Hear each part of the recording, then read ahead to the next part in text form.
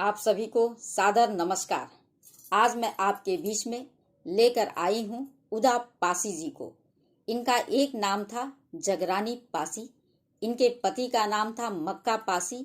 ये लखनऊ के उजरियाव गांव की रहने वाली थी। इनके नाम पर एक डाक टिकट भी जारी है।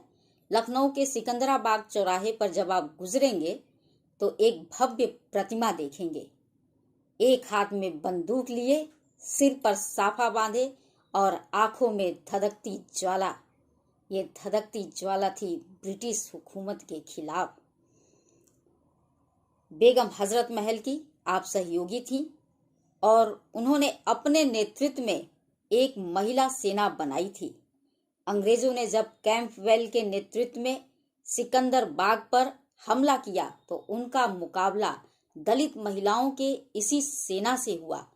किसी ने इस पर लिखा भी है, कोई उनको हफ्सी कहता, कोई कहता नीच अछूत, अबला कोई उन्हें बताए, कोई कहे उन्हें मजबूत, कोई कहे उन्हें मजबूत।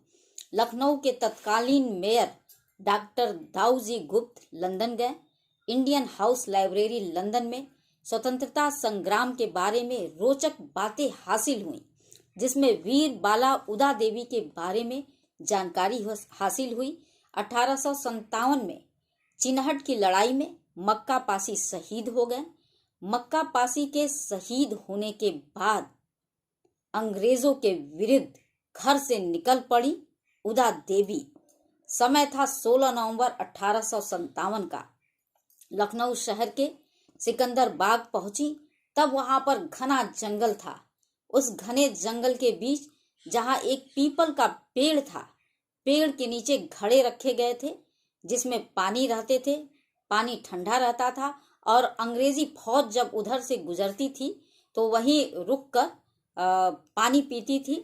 उसी पीपल के पेड़ के ऊपर उदा देवी चढ़ गई और वहीं से जब 53वीं और 63वीं अंग्रेजों की बटालियन गुजरी तो उदा देवी ने अपनी बंदूक से 36 अंग्रेज सिपाहियों को मार गिराया था। सैनिकों की खोज में कैप्टन डॉसन जब उस पेड़ के पास पहुंचे तो उन्होंने केवल लाशें ही लाशें देखी चारों तरफ। 36 लाशें एक साथ। वह अंग्रेज अफसर स्तब्ध हो गया। उसकी नजर पेड़ के ऊपर पड़ी। उसने देखा कि कोई पुरुष वेश में कोई व्यक्ति छाया दिखाई दे रहा है। अंग्रेज सेनाधिकारी ने उन्हें गोली मार दी। गोली लगते ही उदा देवी नीचे गिर गई। उदा देवी एक गुलाबी रंग की जैकेट कसी हुई पहनी थी और वह जैकेट उनके गिरते ही नीचे खुल गई। जब जैकेट खुली तो अधिकारी ने देखा कि यह तो एक स्त्री है। तभी जनरल कैंपवेल भी वहां पहुंच गए। वे हक्का बक्का रह गए कि यह कारनामा एक स्त्री ने किया है। 36 सिपाहियों को एक स्त्री ने मारा है। वह उदा देवी की वीरता से इतने अभिभूत हुए कि उन्होंने अपना हैट नीचे उतारा और उदा देवी को सैल्यूट किया। मई 1857 से शुरू होकर 1858 के आखिर तक चले प्रथम जन विद्रोह के बारे में कार्ल मार्क्स और एंगिल्स ने 28 लेख लिखे। कार्ल मार्क्स ने 15 जुलाई 1857 को न्यूयॉर्क डेली ट्रिब्यून में लिखा था कि यह पहली बार हुआ है कि देसी फौजों ने अपने यूरोपीय अफसरों को मार डाला है।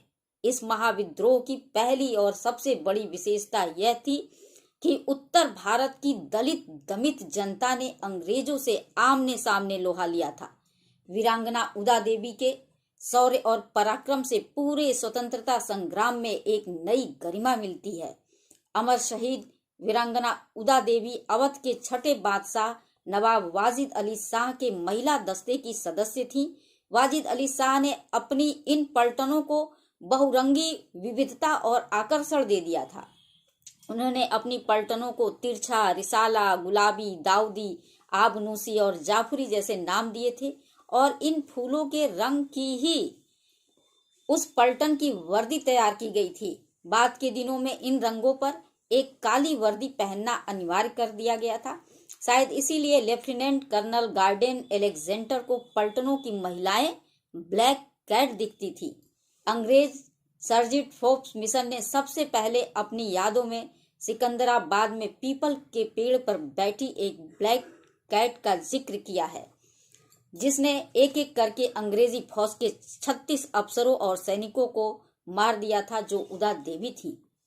वीरांगना उदा देवी के इस साहसिक और पराक्रम भरे कारनामे के बारे में लंदन टाइम के संवाददाता विलियम रेसेल ने इस महासंग्राम के समाचारों का जो डिस्पैच लंदन भेजा, उसमें पुरुष वेशभूषा में सिकंदराबाद में पीपल के पेड़ पर बैठी इस स्त्री द्वारा फायरिंग कर अंग्रेज अफसरों और सैनिकों को अकेले मार दिए जाने की खबर को प्रमुखता से उल्लेख किया।